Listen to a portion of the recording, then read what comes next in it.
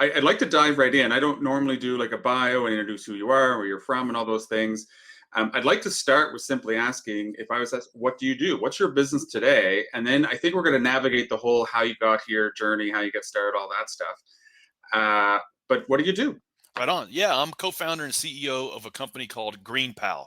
So GreenPal in one sentence is the so it's a mobile app that connects homeowners with local lawn care professionals. So if you have a yard, rather than calling all over Craigslist or Facebook or Yelp, you can just download our app and get hooked up with a great lawn mowing service in less than a few minutes.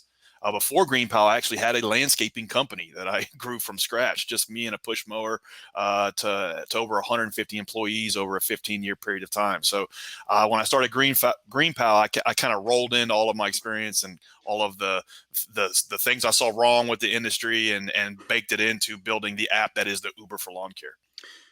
I have so many things I want to talk about, but I'd like to start off by going way back to the very beginning. You mentioned you started with a lawnmower, started from scratch. I'd love to know when you first self-identified as an entrepreneur. What was the beginning for you when you first said, I am a business owner, entrepreneur? It was right out, probably right out the outset. My dad actually forced me into entrepreneurship, dragged me kicking and screaming in entrepreneurship. He got tired of watching me play Nintendo all the time. He said, "Hey, get off your butt. You got a job to do. You're going to go mow the neighbor's yard." And I didn't really want to, but it wasn't, we weren't living in a democracy. And so he made me go cut the neighbor's grass. Luckily, he did, because ever since then I was hooked. I was just hooked on being in charge of how much money I wanted to make, working as hard as I wanted to work, to be in charge of just how much money I wanted to put in my pocket. And so, like, after that, I got paid like $20 to mow that yard. And I remember the first thing I did, I made up a bunch of flyers on my old school desktop computer and passed them out all over the neighborhood. And by the end of that first summer, I had like 10 or 15 people that I was mowing grass for. And I just stuck with that lawn mowing business all through high school and all through college, just growing it little by little. But I identified really early on that I was an entrepreneur, and that's what I wanted to do. When I started noticing, like, as a teenager, I had more money in my pocket than my friends did, and I didn't really have to worry about money because I always just had enough. And even going through college, like, my friends were complaining about how much tuition was, and it was something like, I went to a state school, and it was, the tuition was like $8,000 a semester. And everybody was like really just been out of shape about how they were going to come up with this tuition money and take on student loans. I was like, that's nothing. I got that. I'm putting myself through school. And so I learned on really quickly that, like, man, hey, owning your own business is where it's at. It's not always fun. It's a lot of hard work, but that's when I identified as an entrepreneur. So I'm really curious on so I know some people who had like side hustles or businesses over the summer or through the year in high school. And it was kind of a big decision. Like, were you forced into college, or did you choose? Like, how did you choose college over doubling down on business right out of high school? Yeah, I never really had the fire in my belly to be a lawn guy my whole life. So in the early days, it was kind of, I'm working hard. It's a blue collar gig. I smell like gasoline all the time. I've got grass stains all over all of my socks. It's a tough way to make a living, but I'm getting paid well. I'm growing the business well. And so this is good for now. And so I went to business school thinking that I would get out of the lawn business and do something else. I didn't really know what that other thing was. And then when I got close to graduating college, it took a long time. It took me like 7 years to get through school, because I went only part-time nights and weekends. I mowed grass during the day, 6, 7 days a week. And I had to make a decision. Was I going to close up this lawn mowing business? And I had a couple helpers at that point, and then basically go into the job market and take a huge pay cut, or stick with this lawn mowing business. And like I said, I didn't really want to be a lawn guy. I wasn't passionate about the lawn care business, but I was doing pretty good. And so a few things I learned in business school, I was able to adapt to what I was doing in the lawn care business. And I was also lucky to be a part of a community that was growing. I grew up in Middle Tennessee, outside of Nashville, Tennessee. And this area has been booming for like 20 or 30 years. And so there's all kinds of things happening. And there were other large companies in the industry that I was able to look at. I was like, well, you look at this company, they've got 10 or 12 trucks going out every day, and they got 30 or 40 employees. I'm pretty sure I can do that, and I can do that better. And so I just made a little business plan and doubled down. And worked really hard over the next 10 years and was able to build one of the largest landscaping companies in the state of Tennessee where I live. And luckily I did, because if I started over after college, I don't know that I ever would have gotten back to where I was. I've always just worked on my best thing, my best idea. And I guess luckily I'm not very creative, because I think a lot of success in entrepreneurship is just sticking with it, Yeah. one thing. And that's something that has worked for me in 20 years of business. So there's all kinds of things I want to ask that'll take a lot more than an hour to answer, but I am curious about, because you had a couple helpers, you had a business degree. You and I both know that a business degree doesn't prepare you for all things start and grow a business. Yeah. And I'm curious about when you started getting to the point, because you had a pretty big roadmap of organizational development over that time. So no matter how you understood the work, like hiring teams, managers, getting to 150 employees is not the same business. Right. I'm curious about any really big learnings or milestones, or how did you navigate that? I have to assume you had some outside support as you went through that journey. A lot of it was trial and error. I've pretty much in 20 years of business have done everything wrong to figure out how to do it right. And that was certainly the case growing my family. Just me and a push mower, me and a couple of helpers, me and 5 people, me and 10 people, then me with a sales manager, an ops manager, 20 people, 30 people, eventually to 150 people. And it was just a lot of trial and error, doing things wrong, and hundreds of lessons that you learn. And I think if you're part of a growing business that you're building, I think you as an entrepreneur are like reinventing yourself every 3 to 5 years, and you are evolving. You are becoming a better person. You are leveling up. You're becoming a better leader. You're becoming a better manager. And so I would just always try to, even in the early days, luckily my dad gave me a book called Good to Great, and I read that, and like that kind of opened my mind, as exposed me to concepts that I didn't know, and like things I didn't realize. And like it wasn't that like everything in Good to Great I was able to apply to the landscaping business and I was off and going. It exposed me to like, wow, there's a whole new world of things you don't know, and you really need to like double down and try to learn as much as you can by reading books and trying to learn from people who have already done it. Now, granted, this was like late 90s, early 2000s. We didn't have YouTube. We didn't have podcasts. We didn't have, like, a lot of these things were not accessible. Really, all you had was books and conferences. And I remember I even had like some cassette tapes that I went out and bought. I think, but one of the early things was like this, trying to become a learn-it-all and learn as much as you can, and then apply that into what you're doing in the business. And it doesn't always work out, but try to learn from mistakes and learn from other resources.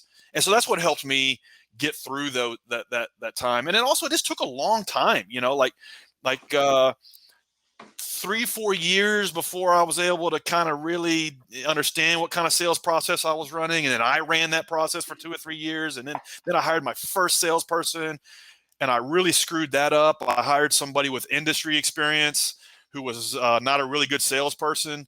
And I learned the hard way that that's not the smart way to do it. The smart way to do it is to hire a motivated person and teach them your system. That simple thing cost me like 3 years to learn. And so it's just a lot of trial and error. And looking back over like even 20 years in business, like I can almost look at it like a video game. Like there's levels, there's 10 levels, and like you just get through one level at a time.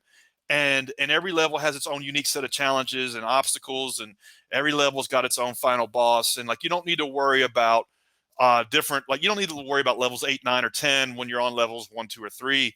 Yeah. And that's something that's made sense to me looking back from the rear view. Like just look at it one level at a time, conquer that, then get on to the next level. It's amazing just the terminology that sometimes comes out of these conversations, because we're literally behind the scenes. Our team is now talking about the companies we work with and help and give new processes and tools as what level do they want to be? Because not all people need all things, but we've actually started a graphic comparing like how do you look at a business like in a video game, what armor and skills do you need today versus tomorrow, leveling up. Right. And it came because a past speaker on this podcast said that she believed that for every new level there's new devils. So new Absolutely. levels, new devils, and it's just funny how reoccurring some of these themes are. It can really help make sense of it too, and just focus it down. Because a lot of times in business, just focus on 2 or 3 things, 1 or 2 or 3 things, like get those done, optimized, tuned up, and then move on. Versus like trying to do all these things at once, and you're not affecting change or optimizing any of them, and then you're stuck and you're frustrated and you give up. So I'm glad that this makes sense and that other people are seeing it the same way. Yeah, no, for sure. We're going to skip a little around on the timeline, and I can't. I'm excited to talk about because we're so aligned in the reasons why we do business with your new venture and what we're doing now. So I can't wait to have that discussion. There's one part of your journey that I haven't had a chance to have a guest yet, where we can double click a little bit more on the exit and the post exit and the restart. I've talked to lots of entrepreneurs with that, and I'm excited to have a little bit of that discussion. I was wondering because you exited that business, and we don't have to go into the details of the financial stuff as much as what was that like? When did you make the decision versus it actually happening? And what was that like for you as it happened and the time afterwards? Yeah, ideally, if you think, okay, I'm building this business to get it sold, like that's your goal. Then you really, ideally, first thing you need to do is read the book Built to Sell, and just do everything that book tells you to do. And then like work a 5-year or 4-year plan to get there. I did not do that. I was building the business because it was just a lot of fun. And I had, the 100 some odd people that worked for me were my family, like my metaphorical family. And it was just a lot of fun. And then one day it hit me that I had plateaued personally. Like I had hit a personal plateau. And like it all hit me at once that like, okay, the business is the forcing function that's causing me to level up. It's causing me to evolve. It's causing me to tackle new things and learn new things. And I had grown the business to a point where I was no longer getting that from the business. We were making money and like everything else was going well, but that wasn't there anymore. And it hit me, and I thought, okay, now it's time. It's time to sell this company and then maybe look to do the next thing. Before you go further, I'd love to know how you get to that awareness. Was that like, did you read anything? Did you have a coach? Did you have conversations, or did it just come to you out of the blue on that awareness that you're plateaued or that you're not going to be growing anymore? I know a lot of people have had it, but it's a hard thing to get. Any advice or thoughts? Yeah, business, by and large sucks. It's like, it's just hard. The getting a business going from scratch is hard. Running a business with 100 employees is hard. It's just not a fun thing to do, but you should have a fire in your belly that gets you through that. And it's like the fire in your belly to be in the game and growing and like learning. And it's like, it really dissolves all that. And so for me, like that was the fire in the belly was no longer there. And so then all these other things started to get on my nerves and started to affect me. And it was like, it wasn't like I was part of this thing that was causing me to grow as a person. It was like, I'm now working a job and I'm working like I'm literally I'm an employee of this business is what it felt like. Yeah. And I'm sure there was some coaching things and some things I could have done to have gotten around that and kind of reframe it. But I didn't. And I just came up with the idea of like, okay, I'm done. I'm not that I'm done, but like I have taken this as far as I can, because I'm done sounds like I'm quitting. Like it was really like I have taken it as far as I can. It's time for the next chapter. And I had been in it for 15 years. And so that all these things hit me. And then, it comes from literally driving to the office and you don't want to go there. You literally don't want to drive to the office anymore. And once you start feeling that can be a symptom of it. And so I felt some of those things and it was all, and I was able to kind of like understand that it was because it was not fulfilling intellectually anymore. It was not satisfying from an evolution standpoint. So like, I made a decision. Okay, it's time to sell the business. I've taken it as far as I can. We've been at a certain sales number for a while. And, for me to do the next thing would have mean like I would have to like open up another branch in another city. And I had no appetite to do that. And so I made that decision. And now that's when it gets really hard, because once you've made that decision psychologically, it's like, then it's really difficult because you're kind of like 1 foot out, 1 foot in. And from the moment I made the decision to the moment I was able to get the business sold was like 2 years. And so that was really difficult. And one of the first things I learned, was confronted with the reality of like, wow, I did not build this business to sell it. Like there was all these things that was missing: processes, systems, ways that we had spent money that weren't optimized for an eventual exit. And so like I had to like reverse engineer a lot of this stuff in and like catch a lot of it up, and eventually built it to be even better than it was. And so that was kind of fun, actually, and almost to the point where like when I got the business ready to sell, and like the month before we were ready to close, I almost fell in love with the business again. And so it's like it was weird, and it was like I was almost didn't want to sell it when it was time to like close and move on. It really does sound like the built to sell book. Yeah, that's exactly like, and I didn't have that book. Yeah. I read that book years later after that. I don't think it was out, and so that book would have helped me a lot. But so ideally, you work an exit plan, and I did not do that.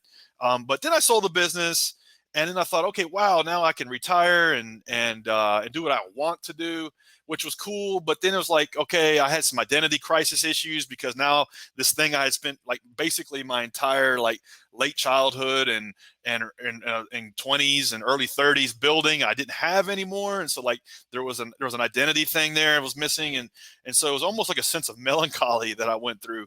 Really, really weird. And then I also understood like, okay, you've retired, but now what? And there's only so many beaches you can lay on, and there's only so many things you can buy. And it's not like I had like filthy money, but I had enough to live comfortably without having to have a job.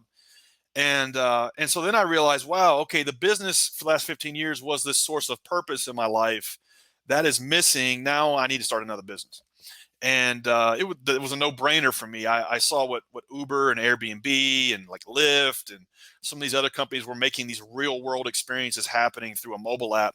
I thought, okay, I can build the mobile app for the lawn care industry. I know I can. I know I can do it. And I recruited 2 co-founders, and we went to work on it. So from high school lawn mowing, business degree, growing a company, where did you start getting the technical awareness that you felt confident in building an app? Where did that happen in your past history? I think being naive can I think naivete can serve an entrepreneur well, because you can kind of get seduced into the game, and then if you architect it as such to where there's no going back, then it can be one of the best things that ever happened to you. That's what happened to me. I didn't know what I didn't know. I was naive to the extent of what it meant to be a tech entrepreneur. I didn't really understand that. I thought, oh, these guys are doing it. Certainly I can do it. It can't be that hard. And I didn't really understand the complexity. Here's another thing too. Like I had spent 15 years in the trenches on this landscaping business, blue collar business, really, really operationally intense. Every day there was 100 problems. And I thought, whew, that was really hard.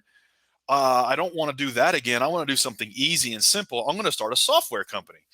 And boy, I did not know how difficult it was going to be. I was confronted with the reality like 6 months in that this is 10 times harder than the landscaping business was. It's harder on an order of magnitude. There are multiple dimensions of which it's more difficult to invent a brand new product from scratch that does not yet exist in a technical sense and get that built. So I'm curious how you so have the idea. I'm confident I can figure this out. I'm geared up. How did you approach or find your co-founders? Was that like you found people you knew, or you look for specific skill sets? Ideally, when you're starting a tech business, Paul Graham says you should have a hacker and a hustler. And so somebody who's just naturally good at sales, who's aggressive, who's motivated, who's a good project manager to just keep the ball moving forward. And then a hacker, somebody who was logging into the website when they were in high school to change their grades. Somebody who built little projects on the side, while they were working their full-time gig, as a coder somewhere. Like, that's the match made in heaven. For me, I didn't have that. I didn't know any engineers. I didn't know any coders. I didn't know anybody that knew anybody. Growing up outside of Nashville, Tennessee, we're not a real big hotbed for computer science, and so I didn't have that. And so again, going back to the naivete, I thought, well, we'll just pay somebody to do that. We'll pay a shop to do that. We'll outsource it, and we'll be fine. And so I recruited 2 co-founders, and who I knew for a long time, I trusted, and I just knew that they had a chip on their shoulder. They wanted to do something with their lives. They wanted to do something meaningful with their lives. Like they were fed up with the day job that they had, and they wanted to be in business for themselves. And so, and I could trust them, and they were hardworking. And so I recruited these 2 folks and these 2 guys, and we started the business together. And we did do that. We paid a dev shop to build what we thought GreenPal should be. And we pulled together like 150 grand of our own money. This is like 401ks, credit cards, lines of credit, loans from mom. And we paid this dev shop to build what we thought GreenPal should be. And it took them 9 months to build it. And then we release it, and it's crickets. If you build it, they will not come. And so we had this thing, and like there was no users. It was horrible. And then so we were like, okay, we got to get some people to use this thing. And so we passed out door hangers all over Nashville, Tennessee, like 200,000 of these things. And people were trying it, and it was a total failure. Vendors didn't like it. It was clunky, didn't have the features it needed. The vision of push a button, get somebody to come cut your lawn did not happen. And so we were like confronted with the reality of, okay, wow, we were way far off of what we thought GreenPal should be. And now we have all of this work we have to do. And we can't like change order this thing to death with these guys. They're going to $10,000 to death.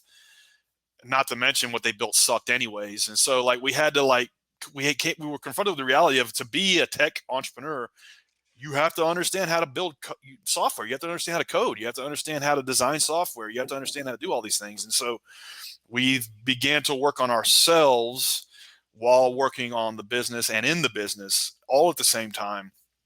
And my co-founder went to like a software boot camp, learned back-end programming language. I learned how to become like a really crappy front-end engineer. And my other co-founder learned product design and PR. And so we just stuck it out. And the only reason why we were able to get through all that is because we had like this burn the boats moment where there was no going back. My 2 co-founders like had quit their jobs. I had resolved in my head that I was going to make this thing work. And it took us almost 3 years to learn how to build software and get the second version out and humming. But we stuck with it. It was really humbling. It was a growth period, but I'm glad we stuck it out. And then we were able to build a team around us because we understood how to do this stuff. So just before we move on, knowing what you know now, since then, do you think there's anything that you could have done to prepare that project or describe the scope that you could have worked with a dev shop to make that successful? I think like, no. Short answer, no. Like you can't build a brand new product from scratch, invent something if you don't know how to build stuff. It'd be like having like a 5-star restaurant with no chef. Like you just can't do it. You can't outsource the food. You can't outsource the recipes. You can't outsource the preparation of the recipes. You can't, like, you just can't do that. And so like I learned that the hard way, that, it wasn't the fact that like outsourcing to a dev shop didn't work. It was the fact that when you're inventing something brand new, you have to constantly be cycling through this like build, measure, learn feedback. Like you build and then you measure how it worked, you learn, then you tweak. And it's like you're releasing new stuff every day and not every month. And so it's like you'll never, it's cost prohibitive. Like you can't you can't afford to do it. And also it's not fast enough. And also you don't understand any of it. And so like for us, no, we had to learn how to do this stuff to invent this thing brand from scratch. Now that said, well, then why does anybody use dev shops? Why does anybody outsource this stuff? If you've got like, I don't know, a car dealership or a used car lot, and you want to have the best kick-ass website and inventory and things about what cars you have on the lot and like all of this stuff, you can pay a dev shop to build that. You're not in the tech business. But if you're building Carvana, you can't you can't use Bubble. You can't use no low code to build Carvana. You have to have devs. You have to have engineers. You have to be able to do this stuff in house. And so like there's a spectrum in which, Yeah. yes, if you got an established business, maybe you're a home remodeling company and you want to have like a digital showroom that people can like pick out their stuff, and that'd be cool. Yeah, pay them to do that. In fact, I encourage you to. But if you are wanting to build a mobile app that connects homeowners with the best remodelers and their zip code, then you're going to have to learn how to build software and code. Yeah, it's really, really good, enlightening advice. I'd like to. So your whole, it was interesting to me, not having met you before. We had a brief pre-call to this. How aligned the reasons why you're doing GreenPal is to why we're doing Pragmatic, and it's like there's just individual and smaller entrepreneurs, hustlers, side hustles, any of those. They shouldn't have to figure out all the technology. Like a person who wants to do their own small landscaping business shouldn't have to learn how to code. Right. So we're in the business of helping people adopt digital tools and processes, because we just don't think the baker, the butcher, the candlestick maker should have to figure out all of those things when they should concentrate on the things they do best and their customers. I'm interested to see, as you went through GreenPal, what you thought your customer still your customer?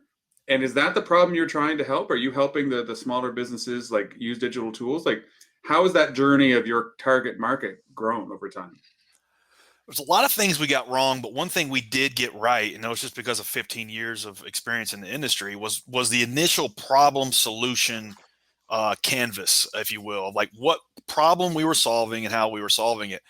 And that has not changed today versus 8 years ago. Everything else has changed, but like the initial vision of people who just want a basic lawn mowing service, it's really hard for them to get connected with the solo entrepreneurs who are the best at that kind of service, and for them to make a match and for that transaction to happen smoothly. Like it's still the same then as it is now. That said, like the profile of who we were thought we should be attracting then and now has really been the same. Especially on the supplier side, on the vendor side. It's our goal to empower anybody who wants to work hard to be able to make a good living and material income, 6 figures plus, in the lawn mowing business. In fact, all you should have to do is be able to do good at your trade, at your craft, do a great job for your clientele, and everything else should be handled for you in terms of getting new clients, your route optimization, getting paid on time, all of your customer relations management, marketing automation, reminding people to continue to book with you, a place for you to like accumulate all of the reliability signals about your business. All of this stuff should be handled for you. And there's no out-of-the-box software for lawn mowing services that has all of those things. And so we knew we needed to build all that into the platform to give service providers kind of this like turn the key and I'm in business type of experience. And that's why we do what we do. That's really who we set out to materially improve their life. Sure, we offer a nice convenience to homeowners. Like they don't have to like be dialing for dollars anymore. A lot of times you'll hire somebody, they won't show up. Like we solve that problem. And so it's a nice convenience, but really we try to change the lives of service providers. Like we have hundreds of stories of lawn care services that just got in the business, or maybe they were working weekends and they didn't really have anything to get them over the tipping point. We were able to help them get in full time and make twice the money they were making at their last job. And help them like spend time with their family at night rather than doing bookkeeping and all of these things. That's why we do what we do. And a lot of times people ask me, well, you're doing well in lawn care. Why don't you do home cleaning and all these other things? And it's like every one of these verticals has 100 unique problems. And so it's like it's hard to materially improve the livelihood of the service provider in that vertical unless you're like in your DNA built for that vertical. And that's what we've noticed, and that's why we continue to focus on this one use case. That's a lot of self-discipline that I've struggled with myself, is to avoid those verticals. Well, it's like, for us, we're self-funded. And so it's one good thing about bootstrapping a business off of its own revenues is that it forces this discipline of, you don't have the benefit of getting off track. Like you have to double sales this quarter, or you're not going to be in business. And the only way you can double sales is to like do better at what you're already doing. In my opinion, it's better to like double down on what's working than try to fix what's not working. And that's like a strategy that we have implemented for almost for a decade building this business, is just to like, okay, organic search is working, SEO is working. We're going to double down on SEO and not worry about Facebook ads. Facebook ads are not working. Don't worry about it. Let's double down on what is. And so, applying that methodology all through the business, including the one use case we focused on, is how we've gotten to where we are. So we help a lot of people who know they need technology. It gets them past the tipping point. They understand, but there's a bit of a friction in how do we get their heads around, like they're not really happy about having another app or more technology. And I have to assume that some of the vendors or suppliers you're working with are not the most excited about having mobile devices and apps in their lawn carrying. I'm wondering whether you've had to come up with, or if you have any strategies for like the human change of mindset, and on like how do you approach onboarding these folks onto your tool? It's tough. A lot of these folks that use our platform are not tech savvy. They don't necessarily gravitate towards a digital interface to get something done, and so they're resident to that. And so the way we have gotten over that is the first give before we ask. And so like the first thing is like, it's like you onboard, and before you even connect up your Stripe or fill out your file or set up your service radius or all, like, start adopting this technology, and you get is like, okay, here's 13 yards that are up for bid in your zip code. Do you want these clients? Yes. Okay. Submit your quote here. Okay. $29. Great. And then, so now you've submitted your first bid. And so we have given you an opportunity, a free opportunity to get a new client before we've asked you for anything. And then slowly we get you on, it's almost like a gateway drug. It's like slowly we've moved you through the user journey, rather than saying, okay, set all this BS up and then you'll get value. It's like, you don't have to do, all you have to do is just pop in your name, address, phone number. That's it. And now you've got these bid opportunities. And then slowly we move you from, okay, now we need some more information about your business. Let's get your headshot. Let's get some pictures from completed work in the past. Okay, now we need some banking information if you want to get paid on this job you just get hired for. And it's slowly like moving them from, I hate technology, to, wow, I am running $100,000 a year on this one app. And I get an email every day of where I'm supposed to be and the correct order in which I need to move through those clients. And like, it's just all happening. And like, that's what we have at a necessity have had to do, because we saw the same thing that you are pointing out. It's like, it's not that people are resident to change. It's like their time has already been wasted 100 times. And for us, in our vertical, there's companies like Home Advisor, Angie's List, Thumbtack, and a couple of others that are all good companies, but they've kind of wore these guys and gals out with like boiler room sales operations, like calling them 10 times a day. And like, we had to cut through that noise and say, no, we're not another one of these lead gen services that sells you a name and a number for $30. We're actually a platform for you to run your whole business, but don't even worry about that. Here's 7 yards in your zip code that you can quote for free right now if you want. So I'm curious, one of the challenges we have is because we're mostly helping people use technology, and we try to automate as much as possible. But we found that we've had to be really good at human to human and provide that kind of connection, especially in the early phases. I'm curious, in your business model, how do you see your connection with clients? Are you preparing to have like touch points with people to people and service? Like how omnipresent are you in your vendors' worlds? I'm curious how you strategize on that. In the early days, it was 100% hand-to-hand combat. It was me dialing for dollars off of Craigslist, pitching vendors on the idea of trying GreenPal out. And that was how we got our first couple of 100 service providers. Then as time went on, we were able to kind of move to the other end of the spectrum of completely self-serve, which is where we want to be. We have a small team. We're only 23 people. hundreds of thousands of people using the app. The more we concierge and spoon feed and hand sell, the more a bigger percent of the transaction we have to take. And so it's our strategy to keep that rake, that VIG, as low as we can, and build the best product available to self-serve everybody. And that goes for both sides of the transaction. So it's not our job to get on a call with Ronnie's Lawn Care in Wichita, Kansas, and concierge him through the system. It's our job to build an app that is dead easy to use. Like, nobody has to get on the phone with you and explain how to order food on DoorDash. Nobody has to get on the phone with you and explain, even if you're a driver for Uber, how to use that app. And so that's that's where we operate on the spectrum. It didn't start that way. We had to hand crank it, but we knew we wanted to get there. And so little by little, we made the product and the platform better and better and better to where people can self-serve. Great. And the other thing too is, you know, our platform is not a good fit for 100% of people who make a living cutting grass. It's a good fit for probably 80%. And so we're able to kind of weed out those folks who just aren't good fits through just a little bit of friction at certain key points.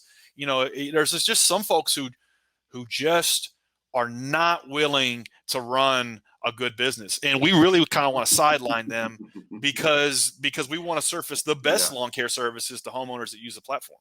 Yeah, a little strategic unselling there. Just a little, yeah.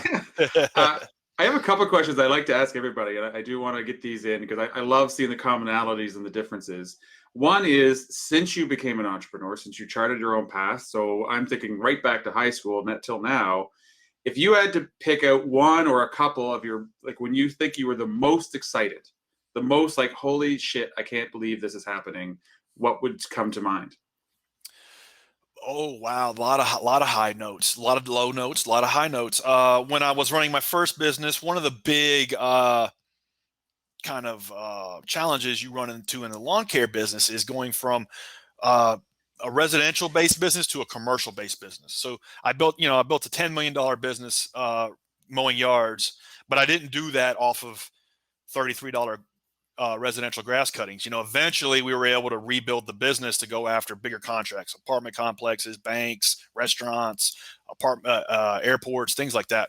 And that's a big chasm between these two because they're really two different businesses. So like crossing that gap, that chasm is one of the difficult things that I had to do building that business. And so one of the celebratory moments was, you know, I hassled this guy who I was mowing his yard, his residential property, for years. But I knew he was a McDonald's franchiser and he had 3 McDonald's stores. And like for years, I would hassle the hell out of him. Like, give me a shot at the contract for your McDonald's restaurants. No, we like our guy there. Well, then why don't you use him on your personal lawn? You got me doing that. He didn't want to do that. Oh, great. Thanks. You know, like that was the conversation for like 3 years. And after I figured out something that could get his attention, I was at a McDonald's and like I was ordering something like a extra value meal, and like I looked at the drive-through, and it was full of cigarette butts and bubble gum and trash, and it looked like hell. And I took a picture of it and I sent it to him. And I said, this was back before camera phones and stuff. Like I literally had to take a picture with a digital camera, plug in a cable, email it to him. And that was really innovative at the time. And I said, hey, you know, one thing we'll do on your one restaurant that you have is we will pick up all of this crap every time we come to mow. He's like, really? I'm like, yeah, we'll do it every time for free. And he's like, okay, all right, well, my contract's up in October, so let's talk then. And so we did. He gave me a shot on the one restaurant. And so we did that. We picked up all the cigarette butts every single time we mowed, did that for a year. And then he's like, you know what? I like this. I'm going to use you on my other 2 restaurants. Did that for another year. And then he's like, you know what? You're doing really good on these 3. We have this annual meeting with all of the McDonald's franchisers in the area, as well as McDonald's corporate. You know, I'm going to invite you to come speak in front of them and pitch them on this idea. So that was a big moment. Like here I am, I'm like 24 years old, and I'm pitching these people who all have 8-figure net worths. And I pitched them on the idea of picking up their cigarette butts every time we mow the grass. And we did that, and we got an opportunity of like a handful of franchisors and McDonald's corporate. Long story short, we ended up getting like 500 grand in business out of that big moment. And so like that was a big moment. And then we were able to use that evidence of, hey, Jack in the Box, Wendy's, Taco Bell, Yum Brands, all of these guys, look what we're doing for McCopco. You guys might want to think about letting us bid your contract out. So like that was just a big moment that like was a tipping point for the business. And that's I can just one almost story. picture the level up symbol or notification as you're stuck there talking, like. Yeah. Yeah. I mean, and yeah, I guess there's a couple of morals to that story is just to not give up, keep moving forward, look to do different things, and really try to align whatever the hell it is you're doing with what your customer wants. You know, the customer like, and that's how we framed like, you know, if you have a clean drive-through, maybe your clients might be willing to add on a McFlurry. Even though that the damn thing rarely works, or supersize the value meal, like, and that whether that was true or not, it may have been true, but like that, just the fact that we were talking like that separated us from the hundred other people that they could use to cut the lawn. So the accompanying question to what was your most exciting is we all understand that no business owner has it all together. And the reason why I'm doing this podcast is as much to normalize and humanize the entrepreneur, because it'll help other entrepreneurs have these conversations with like-minded individuals and they realize that nobody's on the pedestal. So I'd like to ask, if you look back that same period of time since you charted your own path, what are some cringeworthy mistakes that you're just, I can't believe I did that? I mean, we all make mistakes. Yeah. But any pop to mind like that would be worthy to share? Wow, lots of mistakes. You know, running the first business after the 2008 meltdown was really hard. A lot of mistakes I made there. One day our payroll was like 150 grand a week, and I had like payroll was due on a Monday, and I had $17,000 in the company checking account. That was tough. Like, and I made a lot of mistakes to get up to that point, and trying to reverse engineer what I did wrong. So a lot of mistakes running the first business, a lot of mistakes running the second business. GreenPal, you know, one thing we did really wrong in the early days was focusing on things that didn't matter. Like we spent months like toiling over the color scheme, and our brand mascot. We have this brand mascot who we love. His name's Gary the Green Pal, and he's this good looking guy, and he's got a strong jawline. You see him on the homepage, great looking guy. But we spent like 6 months designing this character when we had less than 20 customers, and so that was a big stupid thing we did. That like that you have to focus on one or two or three things that matter and how they relate to driving traction and sales and key learnings, and things like brand mood and color scheme and those types of things matter at a certain stage of the game, a certain level, if you will, but they don't matter when you're trying to figure out like how you're going to get your first 100 customers. And so I've made a lot of stupid mistakes over the years. I think every successful entrepreneur has. I'm glad that's really great, because I know so many people who have and I would say that we're currently guilty of some of the things we're concentrating on. Especially I find so this is my second business attempt at scaling, and there's things that, you know, made sense when you were more mature in one that I'm trying to incorporate probably too early. But that's a really, really good advice. Entrepreneurship's full of these dichotomies. Like, yeah. You know, it's like, do you listen to customer feedback, or you just kind of go on your own? Do you build the scale and worry, like you talk about, do all these things and implement them, or you just act small and like and not worry about those things? It's full of dichotomies, and you have to be willing to have both in your head at the same time. Yeah, I actually gave like paradox advice to a group of people the other day, talking to them, is like, equally true statements: don't sweat the small stuff, and it's the small things in life that matter most. Yeah, gosh, so true. It's so true. It's so true. Like, don't worry about the small stuff, and then like all the success is in the details. Like, yeah.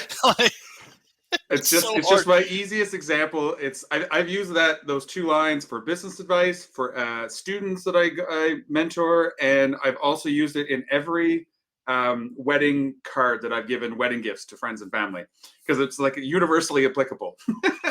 It really is, and I think what it means is these things are true along different stages of the journey. You know, if you're starting a brand new product, just get 100 people to use it and get feedback. Once you've got traction, then yes, the polish on the app, the polish on the product, or just like if you have a bakery, that those little 100 of those little things that make your cupcake the best, those all matter. But like I think it's dynamic, and as the journey unfolds, these things become true at different stages of the game.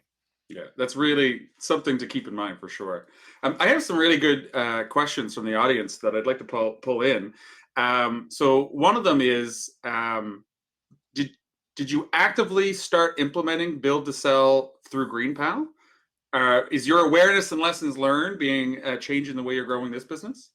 That's a good question. So the answer is yes, but I'm not building GreenPal to sell it. So it's like it's both. I knew building the first business and reading Built to Sell, and I knew I wanted a 100% systems-based business. And a lot of that, you know, like we talked about, like the self-serve nature of our business. I knew I used to get 100 phone calls before 10 o'clock every day running the first company. Literally 100 phone calls every day before 10 o'clock from customers, vendors, employees. I mean, and so I knew that I never wanted to have to answer the phone ever again. And so I knew I needed to build a systems-based business that would solve all of these problems at their root cause before they happened. And I read a book, The Lean Startup by Eric Ries. And one thing he talks about in that book is the Toyota methodology of the 5 whys. And so every time a problem occurs in your business, if you ask why 5 times, you'll usually get to the root cause. And so that's how we have built GreenPal. And so using a lot of built to sell methodology, we have baked that into GreenPal. So if we wanted to sell it, we could easily sell it. In fact, we've turned down a few acquisition offers over the years. So yes, whether you have the appetite to sell your business or not, build it to sell because it will run smoother. Yeah, absolutely. And that's really how the book goes for anybody who hasn't read it. Built to Sell and the E-Myth are actually suggested reading for everybody on our team as they get onboarded, because they're just so, like, gives you a lot of insight into that. E-Myth is the holy Bible of small business. Here's another question. I think it's just interesting to see how you've navigated.